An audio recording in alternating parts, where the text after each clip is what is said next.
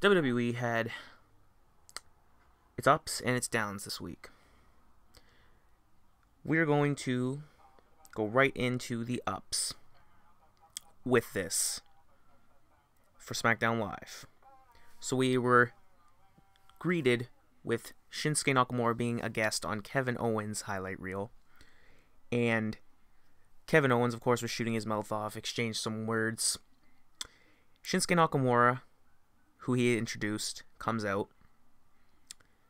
says a couple words, they shoot back and forth, to be greeted by Baron Corbin, to then be greeted by Sami Zayn. Then they have a tag team match. Shinsuke Nakamura and Sami Zayn defeats Kevin Owens and Baron Corbin. Now, loved this match. Loved it, loved it, loved it. Because Shinsuke Nakamura and Sami Zayn, I want to see them two work together a lot more often. I like them together as a tag team. I think they would put together some great one-on-one matches. I want to see these guys again.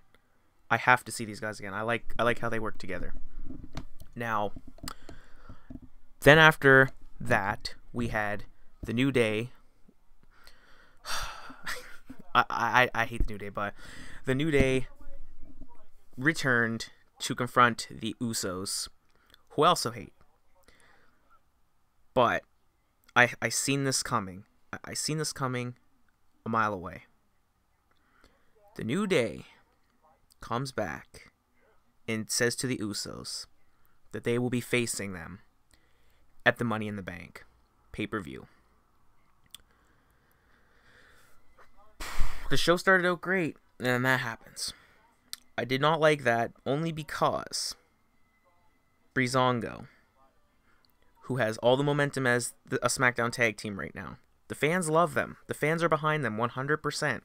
They're behind the New Day as well, but Breezango is equally over with the fans as of lately, just because the New Day hasn't been there and Breezango has been building up themselves. But Breezango should have the titles right now, but they don't.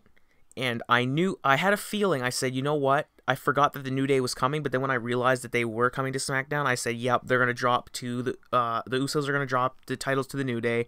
The New Day is going to get probably another record for longest tag team. Then Breezango is going to take it from them. Or Breezango is going to take it from them right away, which is the smart booking, but that's neither here nor there. So that was the downs of the show. The up, obviously, was the Nakamura and Sami Zayn versus Kevin Owens and Baron Corbin. And I also found that Baron Corbin and Kevin Owens had good chemistry together as a tag team. They were utilizing the tag team system very well. Just doing like one or two moves here and there. Tagging each other in. Just taking minimal damage at best. And just basically trading off with each other. It was a really good tag team match. Then we had the 5-way elimination match between Becky Lynch, Carmella, Charlotte, Tamina, and Natalya. I liked this. I liked this a lot. When this was confirmed, I said, I want Charlotte to win. Becky deserves it. Natalya's understanding. Carmella's surprising. And Tamina, I'm just okay with. Carmella is impressing me a lot. I didn't really like her at first. It took me a little bit to get used to her, but I'm starting to really like her now. She's decent in the ring. She's pretty good on the mic.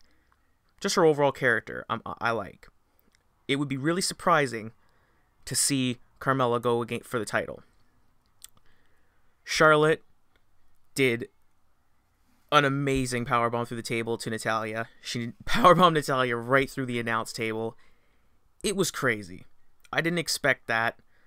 I didn't expect Charlotte to put her through the table. I expected a table spot because they kept clearing the table like 4 or 5 times. Like how much more clear can a table get? But all the women had awesome spots in this match. Even Tamina had good spot. Then Becky Lynch and Carmella went at it. Becky Lynch threw Carmella over the barricade. Then she flew off the barricade and hit Carmella through the little timekeeper area. That was good. Then, of course, Charlotte, in spectacular fashion, does her signature moonsault.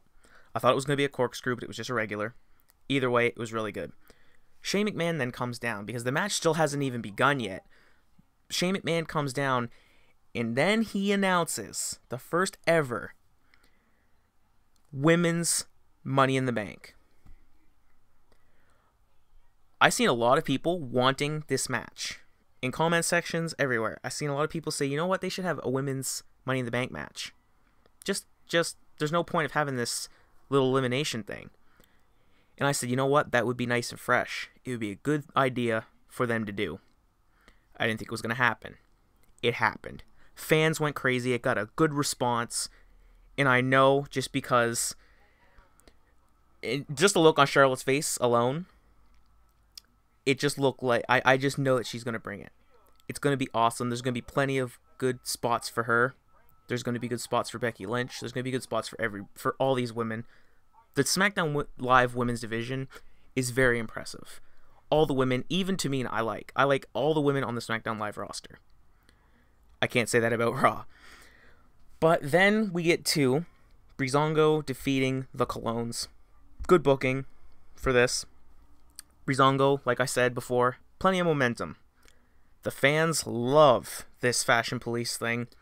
They love this Tyler Breeze dressing up as multiple characters. I mean, when the janitor came out, the crowd gave a decent response. I did not expect that. Like, he just pops out in the janitor costume, and people just started cheering. And I thought that was pretty cool. I'm starting to get used to it now. I wasn't too hot on this whole Fashion Police thing, but I'm starting to like it. And Tyler Breeze and Fandango are really good. Fandango is highly, highly, highly underrated sometimes.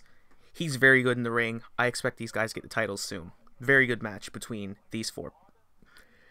Randy Orton speaks for the first time since his loss at Backlash. Now, Randy Orton comes out. He gives this speech about how he's going to bring the title back. He's going to be the 14th time champion, or he's going to win this title for the 14th time. He goes up to the ring post to finish his segment off strong. Jinder Mahal interrupts him. I love it. I love it. I love that Jinder Mahal's champion right now. It makes sense booking-wise. He is an amazing heel. I thought to myself when the whole contendership match happened before Backlash, and when Jinder Mahal won, I wasn't angry. I wasn't ecstatic. But something told me, I said, you know what? This is good. This is a good thing. This is a good chance they're giving this guy right now. This is before I found out about the whole India market thing. But I said, this is going to be interesting. And when Jinder actually won at Backlash, it changed everything. It was... The booking on this was so good because he was building up how you people don't like me because of the way I talk and how I look. Basically just saying how they don't like him basically because he's Indian. And because he just looks different. Obviously he does. And he talks different. Of course he does. And he's such a good heel that it was so smart for them. It's a good comeback story for Randy Orton. Even though he's going to be a 14-time champion, it makes a good comeback story to build up. Now, I don't know if these two are going to have matches in the future leading up to that. I hope they don't. I hope that maybe skip a segment next week, but have maybe one of them talk and not the other one interrupt. Like have us not see one of them for next week. Almost make us sort of forget, but not forget. Like have sort of keep us in the loop, but not really. Like, make us wonder about the other guy. Because that's the problem with Nakamura. I think they are exposing him too much because when he first came onto SmackDown, people went nuts. People lost their freaking mind. Now I think they're just exposing him too much. I mean, every week we see him. He's not really special anymore. I mean, obviously he is special, but it's like he's not really... You know, I think that's why they're kind of holding out. Like, Asuka still hasn't debuted on the main roster. She should be on the main roster. She's not here yet. So I think, again, they should take a week and not have Nakamura on there. Have him talked about, but not have him appear. Then, after Jinder Mahal's speech that he gave, I don't know where he was. I'm going to assume he was in India. He did not come out. His Titantron came on. He did not come down the ramp. He was, like I said, somewhere recording a message for Randy Orton live. And his goons, the Singh brothers, cheered him on after his speech, and then that was that. It zoomed in to Jinder's face. He went off the screen. Randy Orton then, before that, he had said he's going to take a cue from his grandfather and just not speak. So he went on the ropes. Then he was interrupted by Jinder. And then after the segment, he just went on to the ropes again, did his Viper pose, and that was it. That was the end of that. Then we have the main event of the night. Dolph Ziggler defeating AJ Styles. I did not see this coming. AJ Styles was in his hometown. And he lost. I mean, I did not expect him to lose. Not because of that, but just because it's AJ Styles and it's Dolph Ziggler.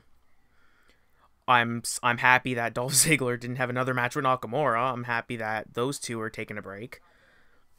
But Dolph Ziggler, man, like, just when you want to not like him, he makes you like him again. Because he can make anybody look good, and AJ Styles can make anybody look good. They say some of Roman's I've heard a lot of people say that Roman and Cena's best matches were against AJ Styles. And AJ Styles can pretty much make anybody look good. Like I said, Dolph Ziggler can make anybody look good because his selling for all the moves are top notch. Except for the Nakamura match at Backlash. Besides the point. Dolph Ziggler and AJ Styles put on a hell of a show for the main event. I liked every single bit of this match. I even liked the ending. But leading up to the ending, there was a zigzag that AJ Styles kicked out of. AJ Styles did not even get the Phenomenal Forearm off in this match, which surprised me. I mean, if he had to hit the Phenomenal Forearm after the zigzag and then another kick out happened, that would have been great. But that wasn't needed. This whole match had a lot of really good spots in it. Dolph Ziggler, of course, it was a lot of back and forth too. Like, one superstar wasn't too heavily over on the other one. It was just a lot of back and forth. Like, AJ would do a couple big moves, then it would be Ziggler's time to control. Ziggler would do a good amount of spots, then it would be AJ's turn to take control. So there was a lot of back and forth, which I think was needed. It wasn't like Nakamura and Ziggler at Backlash. It was a lot of back and forth, good moves, good chemistry together. I really liked how this match ended. Dolph Ziggler had AJ Styles, AJ Styles was going for a Styles Clash off the top rope. Ziggler countered, and then AJ Styles went to do a top rope move. He got hit. Ziggler countered, hit him with a super kick in the back of the head when AJ was hit and fell on the ropes. And then Ziggler pins him.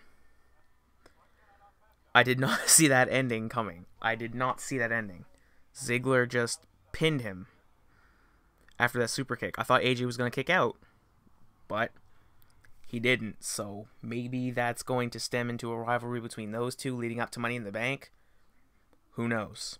But Money in the Bank is going to be really impressive. I'm really excited. I'm really, really, really excited for the SmackDown Women's Championship match because it's going to be a first ever Women's Money in the Bank, and it's, like I said, the whole women's division on SmackDown Live is just really good. So I know that they're going to deliver 110%. I cannot wait for Money in the Bank pay-per-view. But that was the weekly news report for SmackDown Live. I hope you guys enjoyed this video. I had fun recording it. I had fun making it. So I hope you guys hit the subscribe button if you liked it. Hit the like button if you liked it, of course, because we like to keep it all the way G.